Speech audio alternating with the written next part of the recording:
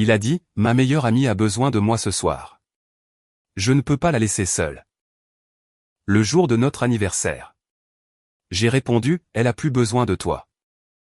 Puis j'ai emballé toutes ses affaires dans des boîtes et je les ai envoyées par Uber chez elle avec un mot. Il est tout à toi. Quand il a réalisé qu'il était sans abri et qu'elle ne voulait pas de colocataire. Mon nom est Diana Phillips. J'ai 52 ans et j'ai passé 3 décennies à réparer ce que les autres détruisent. Je possède une petite chaîne d'ateliers de carrosserie disséminée dans la périphérie de la ville.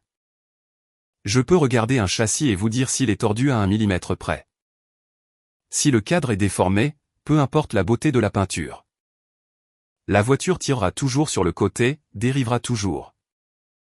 Jusqu'au jour où elle finira par sortir de la route. J'ai passé toute ma carrière à respecter les cadres. D'une manière ou d'une autre.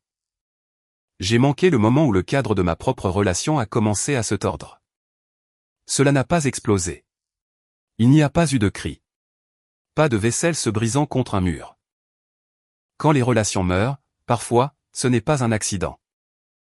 Parfois, c'est le bruit d'un boulon qui se brise parce qu'il a été serré un tour de trop. J'ai entendu ce bruit à 19h30 hier soir. Assise dans une banquette en cuir d'un restaurant de grillade où le steak le moins cher coûte $80. En face de moi se trouvait mon petit ami, Ethan Cole, 34 ans, représentant pharmaceutique. Plein d'énergie, impeccable. Le genre d'homme qui se souvient du nom de tout le monde au dessert et laisse les serveurs avec le sourire. Quand nous nous sommes rencontrés il y a 2 ans. Il avait amené son Audi après avoir heurté un pilier en béton dans un parking. J'ai aimé le fait qu'il n'était pas impuissant, juste occupé. Il savait ce qu'il voulait. Posait des questions intelligentes et ne me traitait pas comme la dame de l'atelier. Il ne cherchait pas une sauveuse. Il cherchait une partenaire. Du moins, c'est ce que je pensais. Au cours des 6 derniers mois. Ethan a pratiquement vécu dans ma maison de style ranch sur 5 acres de terrain. Un terrain tranquille, une longue allée. Un atelier à l'arrière où je restaure des voitures de collection. Mon endroit, mon sanctuaire. Il gardait toujours son minuscule appartement en ville pour le travail. Il disait qu'il avait besoin d'une base pour les réunions avec les clients et les appels matinaux. Aux hôpitaux. De plus, le bail à loyer contrôlé était trop avantageux pour y renoncer. Tous ses papiers, son permis de conduire, son inscription sur les listes électorales. Ses assurances y sont toujours adressées. Il n'a jamais changé son adresse pour la mienne car les taxes de mon comté sont plus élevées sur les véhicules.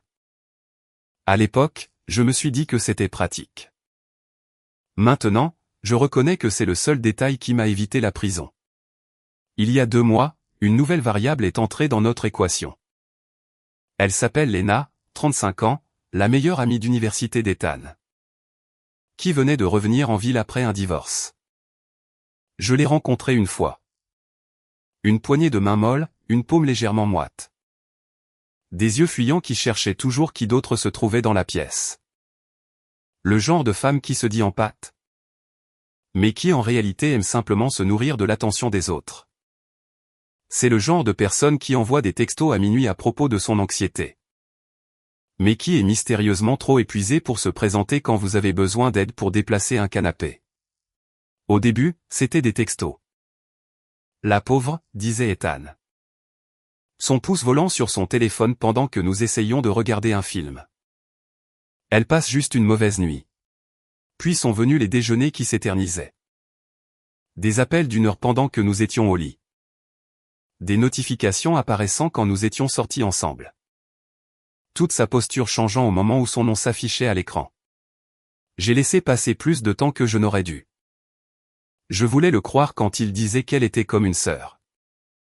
Mais j'ai vu assez de cadres tordus pour savoir quand quelque chose commence à se déformer. Il y a 3 semaines, je l'ai fait asseoir dans mon salon.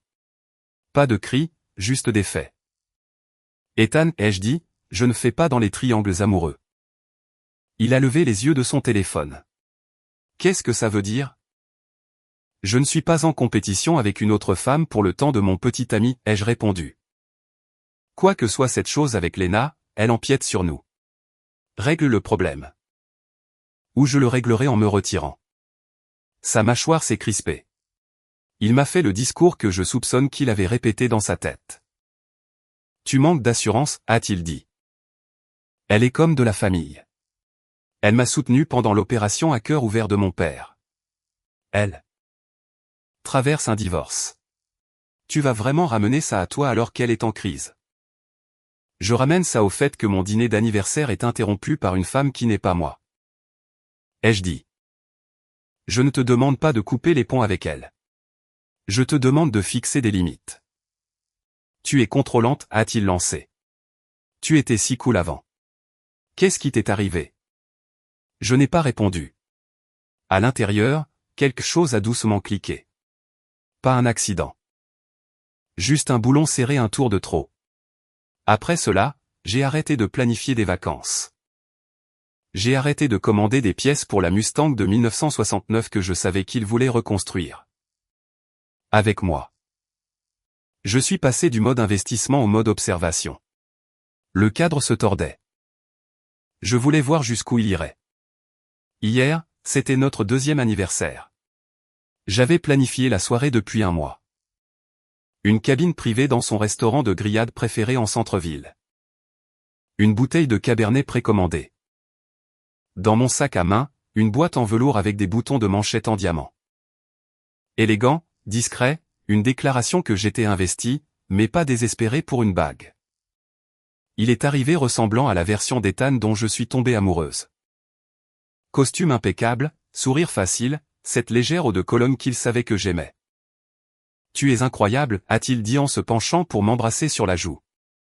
Pendant quelques minutes, je me suis permis de prétendre que tout allait bien. Nous avons commandé des boissons, parlé d'un nouveau conte qui l'enthousiasmait. J'ai commencé à expirer. Puis son téléphone a vibré sur la nappe blanche. Il a baissé les yeux, son visage a changé, ses yeux s'écarquillant, ses lèvres se pinçant. Qu'est-ce que c'est, ai-je demandé. C'est Léna, a-t-il murmuré. Elle est. Oh non. Mon estomac s'est noué. Quoi encore? Elle vient de voir une photo de son ex avec une nouvelle fille, dit-il en fixant l'écran. Elle dit qu'elle est dans un très mauvais état d'esprit. Elle panique. J'ai pris une gorgée d'eau. C'est regrettable. Elle devrait appeler un thérapeute. Il m'a lancé un regard. Sois sérieuse.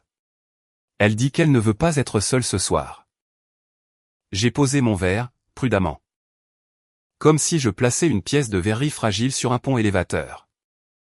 C'est une adulte, ai-je dit. Elle peut regarder un film, prendre un bain. Aller dormir. Tu es au restaurant avec ta petite amie pour votre anniversaire. Ses pouces continuaient de bouger sur l'écran. Elle était là pour moi quand mon père était aux soins intensifs, dit-il, la voix montant. Elle est restée avec moi tous les soirs. Je ne peux pas simplement l'ignorer quand elle dit qu'elle est mal. Et je suis la femme avec qui tu es depuis 2 ans, ai-je répondu, en gardant ma voix basse. C'est moi qui t'ai sous mon toit, dans mon lit. Chaque nuit. C'est moi qui paie pour les vacances. Je répare ta voiture. J'ai rempli le frigo avec ton stupide yaourt préféré. C'est notre soirée. Son téléphone a de nouveau vibré. Ce qu'il a lu a rendu ses yeux vitreux. Elle dit qu'elle ne peut pas gérer ça seule, a-t-il chuchoté. Je dois y aller. Je dois juste m'assurer qu'elle va bien. Je passerai, la calmerai. Et je reviendrai. On peut encore sauver la soirée. Il a commencé à prendre sa veste. Je suis resté parfaitement immobile. L'air autour de nous s'est raréfié jusqu'à ce que je n'entende plus que le faible cliquetis couvert des autres tables. C'était ça. Le dernier tour de serrage du boulon. Ethan, ai-je dit doucement. Si tu sors de ce restaurant maintenant pour aller consoler une autre femme pendant qu'elle pleure son ex. Ne reviens pas chez moi ce soir. Il s'est figé. Quoi? Tu m'as entendu, ai-je dit. Tu fais un choix. Priorité A ou priorité B. Si tu passes cette porte, tu l'as choisie. Donc tu peux rester avec elle. Sa bouche s'est ouverte. Tu es incroyablement manipulatrice en ce moment. Elle est en pleine crise émotionnelle et tu transformes ça en une sorte de jeu de pouvoir. Je transforme ça en une question concernant notre anniversaire, ai-je dit. Et le fait que je refuse de partager ma relation avec ton système de soutien émotionnel. Il a secoué la tête en se moquant. Quand je rentrerai plus tard, nous aurons une discussion sérieuse sur ta jalousie et ton manque de compassion. Il a jeté sa serviette sur la table et est sorti. Je l'ai regardé partir. Je ne l'ai pas poursuivi. Je n'ai pas crié son nom. Je suis resté assise là un long moment, fixant l'espace vide où il avait été. Écoutant ce son interne et silencieux de quelque chose qui cède. Puis j'ai pris mon menu. Le serveur s'est approché avec précaution. Tout va bien, madame? Ça ira, ai-je dit. Je garde la réservation. Juste un steak au lieu de 2. J'ai mangé mon dîner d'anniversaire seul. Le steak était excellent. Le vin aussi. Quelque part entre la deuxième bouchée et la dernière gorgée, quelque chose en moi s'est stabilisé. La douleur n'a pas disparu, mais elle s'est transformée en quelque chose de plus vif, de plus net. Au moment où je suis rentré chez moi, je n'étais pas en colère. Les gens pensent que c'est la fureur qui met fin aux choses. Parfois, c'est son absence. Quand c'est fini, vous n'êtes pas enragé. Vous êtes efficace. Je suis allé à l'atelier et j'ai pris une pile de boîtes de pièces robustes. Du genre que j'utilise pour expédier des blocs moteurs. Celles qui ne s'effondrent pas sous un poids réel. Dans la chambre principale, j'ai défait le lit, chaque tête d'oreiller sur laquelle il avait dormi. Chaque sweat à capuche qu'il avait laissé traîner sur une chaise. Dans la salle de bain, j'ai vidé ses articles de toilette, son rasoir. L'huile à barbe coûteuse qu'il n'utilisait jamais vraiment. Dans le placard, j'ai fait glisser tous les cintres qu'il possédait vers moi d'un seul mouvement fluide. Chemise, costume, jeans, chaussures alignées comme des soldats, la machine à expresso. Il ne pouvait pas vivre sans son mixeur, sa précieuse console de jeu. Son tapis de yoga qu'il traînait pour s'étirer sur le sol de mon salon et ne rangeait jamais. J'ai tout emballé. J'ai vérifié sous le lit, la chambre d'amis, la buanderie, chaque tiroir, chaque étagère. Quand j'ai eu fini, la maison semblait avoir expiré. J'ai scellé les boîtes avec du ruban adhésif. Des bandes épaisses de ruban d'emballage crissant sur le carton. Sur le dessus de chaque boîte, j'ai écrit son nom au marqueur noir. Ethan. Je les ai traînés sur l'allée sous les projecteurs et j'ai sorti mon téléphone. Pourquoi devrais-je conduire? Je me suis dit que c'était lui qui était parti. J'ai ouvert l'application Uber et sélectionné Uber Connect. Un VUS XL a accepté la demande. 15 minutes plus tard, un homme nommé Ahmed est arrivé dans un suburban et est sorti. Lorgnant la pile de boîtes. Vous déménagez quelqu'un, a-t-il demandé. Quelque chose comme ça, ai-je dit. Je vous donne 100 en espèces si vous m'aidez à charger et à vérifier la livraison. Ses sourcils se sont levés. Marché conclu. Nous avons chargé le VUS jusqu'à ce qu'il soit plein à craquer. Quand nous avons eu fini, je lui ai tendu une enveloppe et une adresse soigneusement écrite. Pas celle de l'appartement officiel d'Ethan, celle de Lena. Son adresse vivait dans le téléphone d'Ethan, qui avait été synchronisé sur la console de ma voiture plus d'une fois. Il m'avait montré sa position lors d'une de ses crises de panique nocturne pour un pneu crevé. Pouvez-vous scotcher ça sur la boîte du dessus, ai-je demandé. Bien sûr. À l'intérieur de l'enveloppe se trouvait une courte note écrite de ma plus belle écriture. Elle avait besoin de toi ce soir. Maintenant. Elle t'a. Entièrement. Tu ne vis plus ici. Voici tes affaires. Joyeux anniversaire. J'ai regardé les feux arrière du suburban disparaître au bout de ma longue allée sombre. Puis j'ai marché jusqu'au boîtier de commande du portail. J'ai entré un nouveau code et j'ai appuyé sur enregistrer. Pour la première fois depuis longtemps, la maison était absolument silencieuse. Le cadre s'était brisé. Maintenant, je ne faisais que déblayer les débris. Je n'ai pas dormi tout de suite. Après qu'Ahmed soit parti avec la vie d'Ethan en carton. Je me suis versé un doigt de scotch de 18 ans. Je me suis assise sur le bord de mon lit et j'ai fixé le placard vide. Pas de costume, pas de chaussures, pas de désordre. C'est drôle comme on ne remarque pas l'espace que quelqu'un occupe jusqu'à ce qu'il soit parti. Pas seulement ses affaires, son bruit, ses urgences. Ces appels téléphoniques, ça ne prendra qu'une minute qui se transforme en une heure où vous prétendez ne pas être ignoré. J'ai dormi avec mon téléphone en silencieux pour la première fois depuis des mois. Pas de vibration, pas d'écran lumineux, pas de Lena. Quand je me suis réveillé, le soleil était déjà au-dessus de la cime des arbres. Mon téléphone reposait sur la table de nuit, noir et silencieux. Je l'ai pris, j'ai tapoté l'écran et j'ai senti mes sourcils se lever. 38 appels manqués, boîte vocale pleine, 14 messages textes, tous d'Ethan. Je n'en ai ouvert aucun. J'ai marché pieds nus sur le carrelage froid de la cuisine et j'ai fait du café. La maison semblait vide, mais pas dans le mauvais sens, comme une coquille qui a été vidée. Prête pour un nouveau câblage. J'ai emporté ma tasse à l'atelier. La Camaro m'attendait sur le pont élévateur, à moitié éventrée. Les pièces du moteur soigneusement disposées sur l'établi. Les machines ont du sens. Elles ne vous disent pas que vous êtes contrôlant parce que vous leur demandez de rouler sur 4 roues au lieu de 3. J'étais plongé jusqu'au coude dans le compartiment moteur lorsque le buzzer du portail a retenti. L'interphone a crépité, le son se répercutant dans les haut-parleurs de l'atelier. Je me suis essuyé les mains sur un chiffon et j'ai vérifié le moniteur. Il était là. L'Audi argenté d'Ethan était nez à nez avec mon portail fermé. Il était au volant, une main martelant le bouton du buzzer à un rythme frénétique. Il avait l'air de ne pas avoir dormi, les yeux rouges, les cheveux en bataille.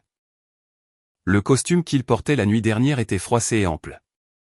J'ai pris une autre gorgée de café juste pour m'assurer que ma voix sortirait calme. J'ai appuyé sur le bouton de l'interphone. Bonjour. Il a sursauté, les yeux rivés sur la caméra. Diana, ouvre le portail. Non, ai-je dit. Son expression s'est tordue. Ce n'est pas drôle. Tu ne peux pas simplement me jeter dehors au milieu de la nuit et changer le code du portail. C'est illégal. J'ai des droits. Voilà. Pas un je suis désolé. Pas un j'ai tout gâché. Juste j'ai des droits. Tu ne vis pas ici, Ethan. J'ai appuyé ma hanche sur l'établi, le regardant à travers le moniteur. Ton adresse légale est toujours ton appartement en ville. Tout ton courrier, ton permis. Tes assurances, tout est là-bas. Tu étais un invité ici. Les invités peuvent être priés de partir. Son visage est devenu rouge tacheté. Tu ne peux pas expulser quelqu'un sans préavis. Je suis ici depuis 6 mois. Ça fait de moi un locataire. Et tu as un appartement que tu as oublié de dire au gouvernement que tu sous-loues au noir. Ai-je répliqué. Tu veux vraiment mêler l'État à cette conversation? Parce qu'on peut parler des lois sur le contrôle des loyers. Des exigences de résidence principale, des déclarations d'assurance. On peut parler de fraude. Il a ouvert la bouche, puis l'a refermée. Il a changé de sujet. Écoute. Ne pouvons-nous pas faire ça par interphone? Laisse-moi juste entrer et nous parlerons comme des adultes. Toi et moi ne sommes pas des adultes, ai-je dit. Moi. Si. Tu es un garçon qui a abandonné sa petite amie le jour de leur anniversaire pour aller jouer les animaux de soutien émotionnel pour une autre femme et qui a supposé qu'il n'y aurait pas de conséquences. Il a frappé le volant avec sa main. Le klaxon de l'Audi a retenti une seconde avant qu'il ne retire sa main. Tu as envoyé mes affaires chez Lena, a-t-il craché. As-tu la moindre idée à quel point c'est fou? Son propriétaire menace de lui donner une amende. Parce que le couloir est plein de mes boîtes. Il n'y a nulle part où les mettre. On ne peut même pas entrer chez elle sans escalader ma vie. J'ai laissé cette image flotter dans l'air un instant. Ethan, debout dans un couloir exigu. Entouré de la représentation physique du désordre qu'il avait créé. Je n'ai pas envoyé tes affaires chez Lena, ai-je corrigé. J'ai envoyé tes affaires là où tu as choisi d'être la nuit dernière. Avec elle. Elle n'a jamais dit que je pouvais emménager, a-t-il lancé. Elle a paniqué quand elle a vu les boîtes. Elle a dit que ce n'était pas ce qu'elle voulait dire. Elle n'a pas de place. Mon appartement est sous-loué. Je n'ai nulle part où aller. Cela ressemble à un problème de logistique, ai-je dit. Pas mon département. Ses yeux flamboyaient. Diana, s'il te plaît, laisse-moi juste entrer pour prendre quelques affaires. Mes documents. Mon ordinateur portable. Tout ce qui est à Ethan est parti, ai-je dit. Tout ce qui t'appartient est chez Lena. J'ai été très minutieuse. Il a fixé la caméra comme s'il pouvait la brûler du regard. Puis sa voix a baissé, la colère se transformant en désespoir. J'ai fait une erreur. D'accord? Je n'aurais pas dû quitter le dîner. Lena a dit qu'elle allait perdre le contrôle. Et j'ai paniqué. Je pensais que tu comprendrais une fois que j'aurais expliqué. Tu as eu toutes les chances de comprendre quand j'ai dit clairement, si tu pars, ne reviens pas. Ai-je répondu. Tu as choisi de tester cette limite. Tu as réussi le test. Tu vas vraiment faire ça pour une seule nuit, a-t-il demandé. Une seule nuit, ai-je répété. Qui se trouvait aussi être notre deuxième anniversaire. Après des mois à te dire que je ne partagerai pas ma relation avec ta meilleure amie. Après que tu m'aies traité d'insécurisée et de contrôlante pour ne pas vouloir rivaliser avec ton système de soutien émotionnel. Sa mâchoire s'est crispée si fort qu'un muscle a sauté. Tu réagis de manière excessive, a-t-il sifflé. Voilà, le dernier filet de la vis usée. J'ai fini de réagir du tout, ai-je dit. Maintenant, je ne fais qu'appliquer. Il s'est penché en avant, appuyant encore et encore sur le bouton de l'interphone. Ouvre le portail, Diana, ou j'appelle la police. Je le jure devant Dieu, je. Fantastique idée, les jeux interrompus. Reste exactement où tu es. J'ai raccroché. Pendant une seconde, le silence a résonné dans mes oreilles. Puis j'ai sorti mon téléphone de ma combinaison et j'ai cherché un numéro familier. Bonjour, Phillips, a dit le shérif adjoint d'une voix traînante quand il a décroché. Que pouvons-nous faire pour vous? Salut, Luc. J'ai gardé un ton léger. Nous étions allés chasser ensemble plus d'une fois. Les petites villes gardent leur cercle serré. J'ai un type qui bloque mon allée en prétendant que je l'ai expulsé illégalement. Il refuse de partir. Le même type avec l'Audi, a-t-il demandé. Je me doutais que c'était ton genre. Ça l'était, ai-je dit. Maintenant, il ne fait que violer une propriété privée. On passe, a dit Luc. Restez à l'intérieur. Je suis retourné au moniteur, le café réchauffant mes mains. Ethan faisait les 100 pas près de sa voiture maintenant, gesticulant sauvagement dans le vide. Chaque fois que son téléphone vibrait, il sursautait comme s'il avait reçu un choc électrique. Je me suis demandé si Lena le harcelait avec sa propre version de la crise. 15 minutes plus tard, la voiture de patrouille s'est garée derrière son Audi. La bande bleue brillant au soleil. Luc est sorti, tout en calme et en poids constant. Je ne pouvais pas entendre ce qu'il disait, mais à travers la caméra. J'ai vu les épaules d'Ethan se raidir, ses mains fendant l'air. Luc a écouté puis a levé les yeux vers la caméra montée sur le boîtier du portail. Il a appuyé sur l'interphone. Madame Phillips? J'ai décroché. Bonjour, adjoint. Pourriez-vous clarifier quelque chose pour moi, a-t-il demandé. Monsieur Cole ici présent dit qu'il vit sur votre propriété et que vous l'avez enfermé dehors sans préavis. C'est incorrect, ai-je dit. Son permis de conduire indique un appartement en ville. L'immatriculation de sa voiture indique le même endroit. Il a gardé cette adresse spécifiquement pour éviter de payer des taxes sur les véhicules plus élevés ici. Il séjournait ici en tant qu'invité. Sa résidence principale est toujours l'appartement qu'il a sous-loué au noir sans en informer son propriétaire. S'il prétend vivre ici, j'aimerais déposer une plainte pour fraude à l'assurance et au contrôle des loyers dès maintenant. Il y a eu une pause. Même à travers l'interphone, j'ai pu entendre le changement. Compris, dit Luc doucement.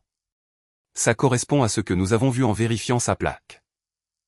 Dehors, le visage d'Ethan a perdu toute couleur. Écoutez, dit-il en se tournant vers Luc. Tout cela n'est qu'un malentendu. J'ai juste besoin de récupérer mes affaires. Toutes vos affaires sont à l'adresse où vous étiez la nuit dernière. Ai-je dit dans le haut-parleur. Avec Lena, vous savez laquelle.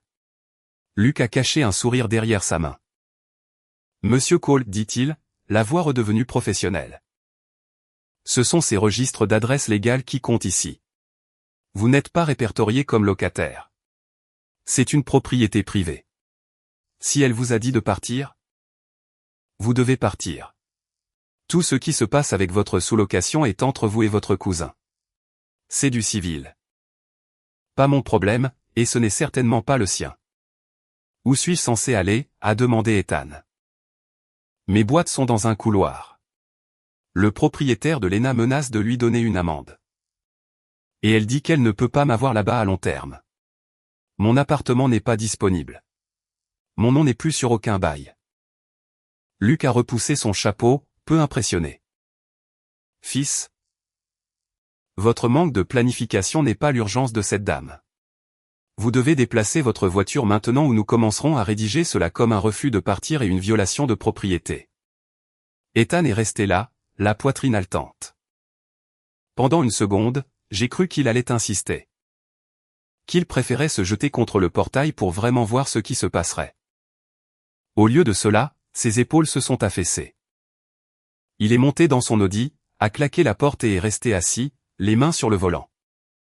Il n'a plus regardé la caméra en faisant marche arrière, en faisant demi-tour et en s'éloignant. Luc a jeté un dernier regard au portail comme s'il savait que je regardais toujours. Il a fait un petit salut à la caméra et a suivi Ethan sur la route. J'ai laissé échapper un souffle que je n'avais pas réalisé que je retenais. Mon téléphone a vibré.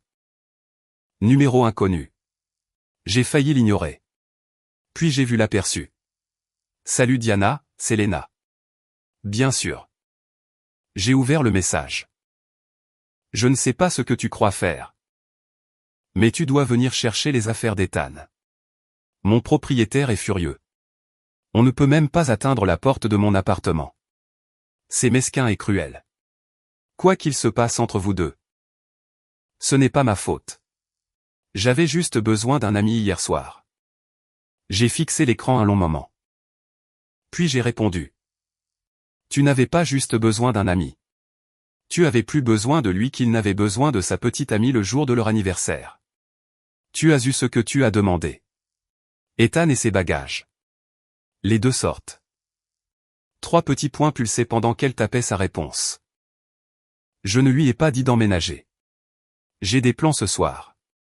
Je ne peux pas avoir 15 boîtes dans le couloir. Tu me mets dans une position horrible. J'ai souri, lentement et vivement. Non. Lena. J'ai juste arrêté d'amortir la tienne. Les boîtes lui appartiennent. Il appartient à la personne qui l'a choisi. Débrouillez-vous ensemble comme le font les meilleurs amis. J'ai appuyé sur envoyer, puis je l'ai bloqué. L'atelier bourdonnait autour de moi. Dehors, les arbres se balançaient dans la brise, ma terre silencieuse et autonome. Pour la première fois depuis très longtemps. Il n'y avait pas de voix masculine s'échappant de mes murs. Pas de femme en pleurs au haut-parleur, pas de crise que je devais apaiser. Juste moi, juste mes machines, juste le calme. Quelque part en ville, Ethan et Lena se tenaient dans un couloir exigu. Fixant 15 boîtes de conséquences qu'aucun d'eux ne voulait réclamer. J'ai pris ma clé et je suis retourné au travail. Le cadre de ma vie était toujours là. C'était eux qui étaient coincés dans l'épave. Le lendemain matin semblait inhabituellement léger. Pas de téléphone vibrant, pas de présence oppressante. Pas de débris émotionnels traînant sur les sols de ma vie. Juste le bourdonnement silencieux de ma terre et le rythme régulier de mes outils d'atelier. À midi, je m'étais presque convaincu que le pire des retombées était passé. J'avais tort. Je m'essuyais la graisse des mains quand mon téléphone a vibré avec une série de pings rapides. 10 notifications en moins d'une minute. Pas d'Ethan, pas de Lena, mais de Google Reviews, Yelp et mon Instagram professionnel. On aurait dit que quelqu'un avait déclenché une grenade dans le monde numérique. Une étoile. La propriétaire est contrôlante et émotionnellement abusive. Évitez cet atelier. La femme qui le dirige est instable. Elle a mis un homme à la porte pendant une crise de santé mentale. Comportement dégoûtant. Ne soutenez pas les narcissiques. Tous publiés au cours de la dernière demi-heure. Tous provenant de comptes sans photo de profil. Tous utilisant le même langage. Je n'ai pas eu besoin d'enquêter. Je savais déjà. Lena, son cercle de guerrières empathiques autoproclamées. Le gang de filles nous nous élevons ensemble qui utilisaient des mots à la mode comme des éclats d'obus émotionnels. Elle ne prenait pas seulement son parti. Elle réécrivait toute l'histoire. Dans leur version, Ethan était une victime impuissante et tremblante que j'avais jetée dans la nuit parce qu'il avait osé aider une amie. J'étais le monstre jaloux qui l'isolait de son système de soutien. Pas une seule mention de notre anniversaire. Pas une seule mention de son choix. Pas une seule mention des mois de violation de limites. Et bien sûr, pas une seule mention de toutes les boîtes qui barricadaient maintenant le couloir de Lena. Je n'ai pas paniqué. Je possède une entreprise, une vraie. Pas de création de contenu ou d'atelier de guérison émotionnelle. Mes clients travaillent avec leurs mains, leurs camions, leurs moyens de subsistance. Ils connaissent mon nom et ils me font confiance. Pourtant, je ne prenais pas cela à la légère. La diffamation se propage comme de l'essence. Une étincelle et votre réputation est partie. J'ai attrapé mon téléphone, j'ai fait défiler jusqu'au contact intitulé Saul. Pas son vrai nom, mais l'homme dégage la même énergie. Direct, stratégique, indifférent aux zones grises morales. Il a répondu à la deuxième sonnerie. Laisse-moi deviner, dit-il d'un ton plat. Le cirque est arrivé.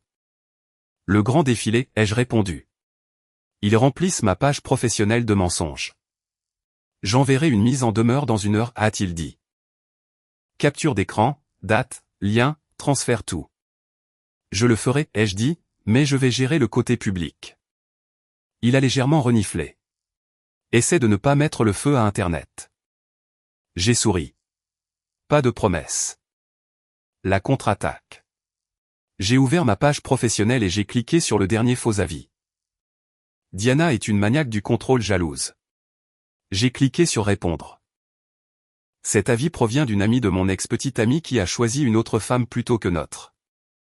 Dîner d'anniversaire et est parti au milieu de celui-ci. J'ai retourné ses biens à l'adresse où il a choisi d'être.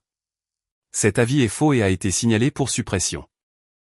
J'ai copié le message et je l'ai collé sous chaque faux avis, l'un après l'autre. Froid, factuel, pas émotionnel, pas sur la défensive, juste la vérité. Et en 1 demi-heure, quelque chose d'inattendu s'est produit. Mes vrais clients sont apparus. Un flot d'avis 5 étoiles de noms que je reconnaissais. Des hommes qui s'étaient tenus dans mon atelier au fil des ans, discutant des saisons de chasse. Des carburateurs et des batailles pour la garde des enfants. Diana dirige l'atelier le plus honnête du comté. Si son ex est en colère, il l'a probablement mérité. Ces faux avis sont des ordures. Cette femme a réparé mon camion après qu'un cerf l'ait détruit. C'est une bonne personne. Mes yeux me piquaient. Pas de tristesse, de gratitude. Il s'avère que lorsque votre véritable caractère a été construit sur des décennies, des étrangers ne peuvent pas le réécrire en un après-midi. L'appel vers 16 heures. Mon téléphone a sonné. Je n'ai pas reconnu le numéro, mais l'indicatif régional m'était familier. J'ai répondu. Diana, a demandé une voix douce et tremblante. C'est Suzanne, la mère d'Ethan. La seule personne de sa vie que j'avais toujours sincèrement appréciée. Une femme polie de la vieille école qui faisait des lasagnes maison et croyait en l'envoi de notes. De remerciements manuscrites. Manuscrite. Suzanne, ai-je dit doucement. Comment allez-vous? Elle a soupiré, une longue expiration épuisée qui portait une vie de déception. Il est chez nous, a-t-elle dit. Dormant dans la chambre d'amis. Ou essayant de le faire. Il est en piteux état. Je me suis appuyé contre le comptoir, les yeux dérivant vers l'allée. Ethan, de retour dans sa maison d'enfance à 34 ans. Une symétrie poétique. Je suis désolé que vous ayez à gérer ça, ai-je dit, mais je ne suis pas surprise. Il dit qu'il peut expliquer, a-t-elle continué. Il dit qu'il ne s'est rien passé de physique avec cette femme. Peu importe s'il s'est passé quelque chose de physique, ai-je dit. Il a émotionnellement quitté notre relation bien avant que les boîtes ne quittent mon allée. Suzanne est restée silencieuse. Puis, hésitante, il dit que vous l'avez pris par surprise. Que vous l'avez coupé de votre vie sans avertissement. Un rire sans humour m'a échappé. Suzanne. Je lui ai donné l'avertissement il y a 3 semaines. J'ai dit qu'il l'ignorait. Puis je lui ai donné l'ultimatum hier soir. Il l'a ignoré aussi. Je ne l'ai pas pris par surprise. Il a foncé dans le mur les yeux ouverts. Je sais, a-t-elle chuchoté. Je sais. Il nous a tout raconté. Et honnêtement, j'aurais fait la même chose. Voilà. La validation de la seule voix qui comptait le plus de son côté. Mais il est sans abri, dit-elle doucement. Son appartement est sous-loué. Léna ne le laissera pas rester. Et il dort sur un canapé dans notre salle de jeu. C'est beaucoup. Cela ressemble à des conséquences, dis-je prudemment. Pas à de la cruauté. Pourriez-vous simplement le rencontrer pour clore le chapitre? Une tasse de café. Non, ai-je dit, doucement mais fermement. Les boîtes étaient la conclusion. Suzanne n'a pas insisté. Une petite victoire tranquille. Après avoir raccroché, j'ai traversé la maison, cherchant d'éventuels restes d'Ethan. Dans l'armoire de la salle de bain. Une bouteille de shampoing de luxe qu'il insistait être essentielle. Dans l'entrée, ses chaussures de course, de la boue sur les semelles. Dans le placard du couloir. Un fer à lisser qu'il prétendait n'utiliser que pour les événements spéciaux. J'ai rassemblé ces derniers artefacts dans une petite boîte en carton, je les scellés. Je n'ai rien écrit dessus, pas de nom, pas d'adresse de retour. Et je l'ai expédié à l'adresse de Léna. Non par méchanceté, par achèvement. Les derniers détails livrés à la dernière porte qu'il a choisie. Un balayage symbolique du sol avant de reconstruire l'espace de travail de ma vie. Le rebondissement. Ce soir-là, alors que je me versais une tasse de thé et m'installais sur le canapé. Mon téléphone a de nouveau vibré. Cette fois. Le message provenait d'une connaissance commune qui fréquentait la même salle de sport qu'Ethan. Le texte était court. Tu vas vouloir entendre ça. Un sentiment de satisfaction lente et inévitable s'est enroulé dans ma poitrine alors que j'attendais la deuxième partie des retombées. Quelque chose s'était passé. Quelque chose de grand. Le monde d'Ethan s'effondrait et je n'étais plus à l'intérieur. Mon téléphone a de nouveau vibré. Même ami, un autre message, celui-ci plus long. Léna l'a mis dehors. Je ne me suis pas précipité pour ouvrir le texte complet. Je me suis d'abord permis de savourer le silence. Un silence rare et doré qui s'étendait dans mon salon comme la lumière du soleil. Puis j'ai tapé et l'histoire s'est déroulée exactement comme je savais qu'elle le ferait. De la même manière que n'importe quel mécanicien sait quand une mauvaise soudure est sur le point de céder sous la pression. Ethan était entré dans son immeuble en s'attendant à de la pitié, du réconfort. Peut-être un câlin larmoyant et un « tu peux rester ici jusqu'à ce que les choses se calment » doucement chuchoté. Ce dans quoi il est entré à la place, c'était le chaos. 15 boîtes robustes empilées comme une forteresse devant la porte de l'appartement de Léna. Chacune soigneusement étiquetée avec son nom. Son propriétaire les regardant tous les deux d'un air mauvais. Ses voisins contournant le blocus comme s'il était radioactif. Léna se tenait dans le couloir en pantalon de yoga et peignoir de soie. Les cheveux en chignon désordonnés. Le mascara avait coulé de la crise de la nuit dernière. Ses yeux se sont écarquillés quand elle l'a vu. « Qu'est-ce que tu as fait ?» a-t-elle sifflé. « Comment ça, qu'est-ce que j'ai fait ?» a rétorqué Ethan. Diana a emballé mes affaires. Je n'ai pas demandé ça. Tu m'as dit que tu l'avais quitté pour moi, a-t-elle lancé. Je ne l'ai pas quitté pour toi. Elle m'a mis dehors à cause de toi. Parce que tu es obsédé par moi, a-t-elle répliqué. Il a cligné des yeux. Obsédé? Tu m'as envoyé 17 textos hier avant le dîner. Et tu as répondu, a-t-elle crié. J'avais un moment difficile. Ça ne veut pas dire que je voulais que tu emménages. Ethan a fait un geste impuissant vers les boîtes. Je n'ai nulle part où aller. Ce n'est pas mon problème, dit-elle en croisant les bras. Mon propriétaire a déjà menacé de me donner une amende parce que ces boîtes bloquent le couloir et... J'ai quelqu'un qui vient ce soir. Il s'est figé. Quelqu'un. Un rendez-vous? Un vrai, dit-elle d'un ton plat. Tu as un rendez-vous ce soir après la nuit dernière? Bien sûr, dit-elle. Tu ne pensais pas que j'allais rester célibataire pour toujours, n'est-ce pas? Il la regarda, abasourdi, comme si Léna l'avait physiquement giflé. Tu as dit que tu ne voulais pas être seul, a-t-il chuchoté. Je ne voulais pas être seul la nuit dernière, a-t-elle corrigé.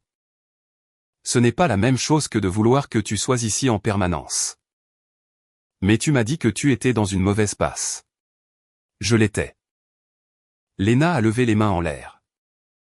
Mais je ne t'ai pas demandé de ruiner ta relation. J'ai dit que j'avais besoin de quelqu'un.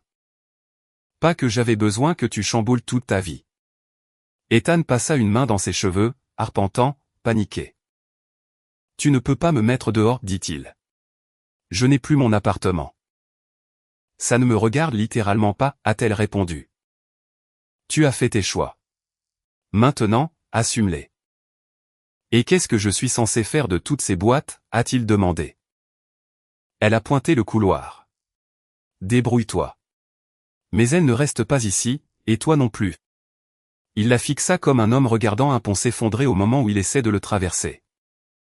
Léna l'ignora, se retourna et ferma la porte de son appartement derrière elle. Le verrou cliqua. C'était tout. L'effondrement désastreux complet en moins de 5 minutes. Et puis son rendez-vous est arrivé en avance.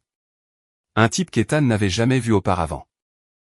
Beau, confiant, portant des fleurs.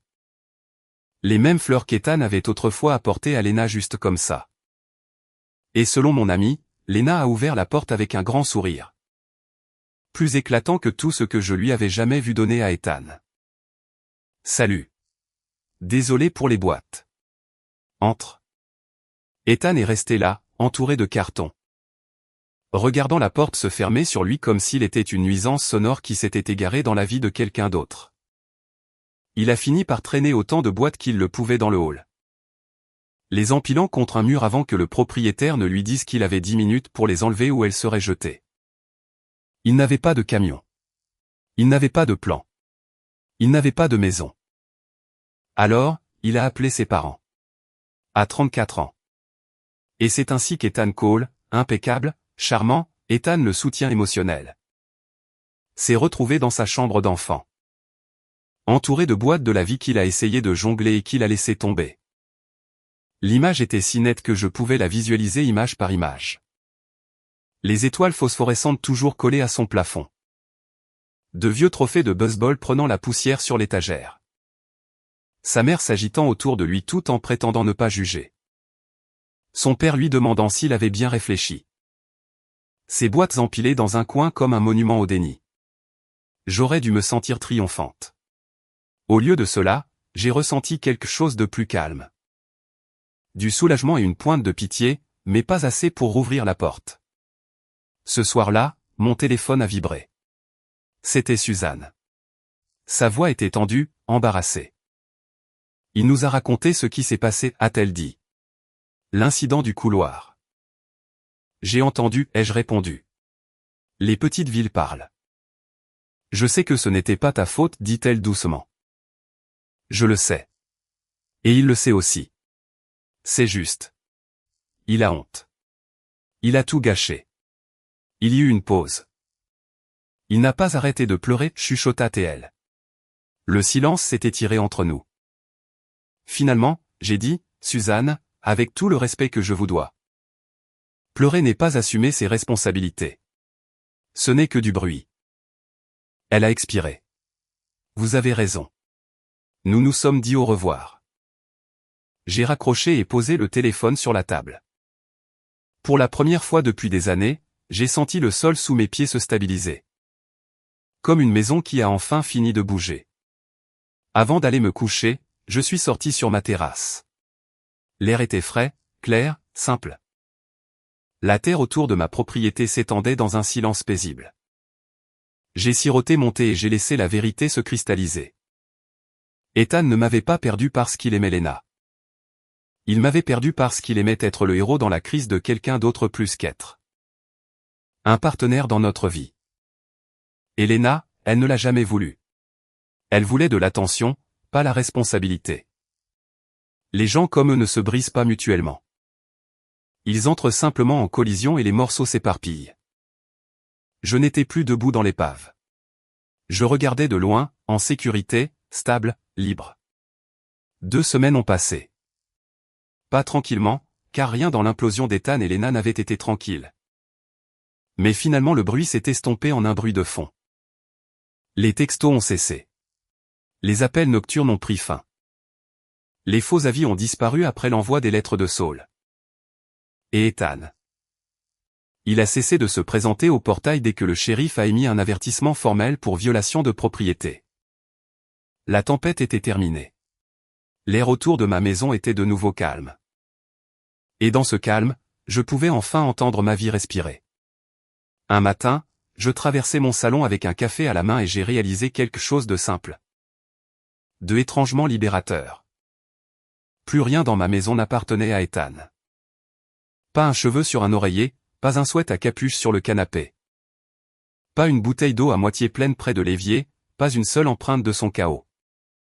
L'espace semblait plus grand, pas plus vide, plus grand. Comme si j'avais récupéré une superficie que je ne savais même pas avoir perdue. Cet après-midi-là, j'ai pris la boîte en velours avec les boutons de manchette en diamant. Ce que j'avais prévu de donner à Ethan pour notre anniversaire, et je suis allé en ville. Le bijoutier, un homme plus âgé aux cheveux argentés et aux yeux doux, m'a reconnu immédiatement. Rupture difficile, a-t-il demandé doucement en ouvrant la boîte. Je dirais que c'était une rupture nette, ai-je répondu, tranchée net. Il a fait un signe de tête entendu et a remboursé le coup, moins de petits frais de restockage. Je m'en fichais. L'argent dépensé pour la clarté en vaut toujours la peine. J'ai utilisé le crédit pour 2 choses que je voulais vraiment. Un nouvel ensemble de collecteurs de performance pour ma Camaro 69 et une bouteille de scotch de 18. En que je convoitais depuis des mois. Pour la première fois depuis des semaines, je suis rentré à la maison en souriant. Quelques jours plus tard, j'avais une autre livraison prévue, des pièces de voiture pour un client. Le répartiteur a assigné un nom familier, Ahmed. Le chauffeur d'Uber Connect qui m'a aidé à déménager Ethan de ma vie, boîte par boîte. Je l'attendais dans l'allée quand il est arrivé. Saluant depuis le suburban comme si nous étions de vieux amis. Et, la dame avec les boîtes, a-t-il crié. C'est moi. Il est descendu et a commencé à m'aider à décharger les colis. Pendant qu'il travaillait, il s'est penché plus près, baissant la voix d'un air conspirateur. Vous voulez entendre quelque chose de fou? J'ai haussé un sourcil. Toujours. Il a ri. Quand j'ai déposé ces boîtes la première fois. Le type est sorti avec l'air d'avoir vu un fantôme. Il m'a dit de les reprendre. Il n'arrêtait pas de dire. Non, non, non. Je ne veux pas de ça, point. J'ai souri. Ça semble logique. Ahmed a ri plus fort. Je lui ai dit, livraison terminée. Mon pote et je suis parti. Et il est resté là à regarder les boîtes comme si elles allaient exploser. Je n'ai pas pu m'en empêcher. J'ai ri. Un vrai rire. Le genre qui soulage votre poitrine d'un poids. Ahmed a souri. Vous avez bien géré votre affaire. Respect. Je lui ai de nouveau donné un pourboire. $50. Pas pour la livraison. Pour la justice poétique. Ce soir-là, je me suis assise sur ma terrasse, les jambes étendues. Un verre de scotch dans une main, la terre calme s'étendant devant moi. Pas de téléphone vibrant, pas d'urgence émotionnelle. Pas d'intrusion de tiers dans l'espace sacré de ma vie. Juste moi, mes 5 acres, mon cadre droit, et demain, un rendez-vous. Pas avec une femme, selon votre règle. Pas avec Ethan, pas avec quelqu'un cherchant un babysitting émotionnel, mais avec Noah Mercé. Un homme que j'avais rencontré à un salon de l'auto 3 semaines plus tôt. Il conduit une Mustang restaurée, possède sa propre maison. C'est comment reconstruire un carburateur à partir de zéro, et surtout, n'a pas de meilleure amie collante en orbite autour de sa vie comme une lune dans le besoin. Nous avions parlé au téléphone 2 fois.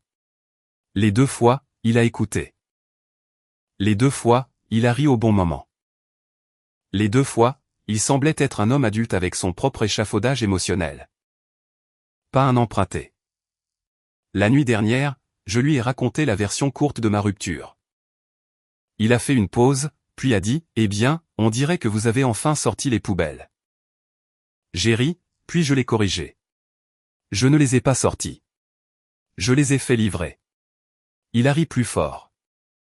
Demain, nous prendrons un café dans un endroit calme au bord de la rivière. Je n'imagine pas des cloches de mariage. Je n'imagine pas non plus des catastrophes.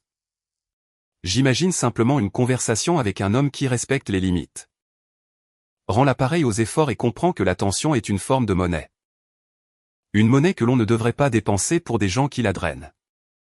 À tous ceux qui écoutent, en particulier les femmes à qui l'on a appris à tolérer l'intolérable. Si votre partenaire priorise constamment les crises émotionnelles de quelqu'un d'autre par rapport à votre stabilité. S'il vous fait rivaliser avec une autre femme pour son temps. S'il vous traite d'insécurisé parce que vous remarquez l'évidence. S'il vous dit que vous êtes contrôlante parce que vous voulez un respect de base. Ce n'est pas vous le problème. C'est le cadre. Et une fois qu'un cadre est tordu au-delà de toute réparation, aucune quantité de polissage ne le fera rouler droit. Arrêtez d'essayer de redresser leur vie. Redressez la vôtre. C'est ce que j'ai fait. Et maintenant, ma maison est silencieuse. Ma terre est paisible. Ma voiture roule droit. Cette histoire est entièrement fictive et destinée uniquement à des fins de divertissement et d'éducation.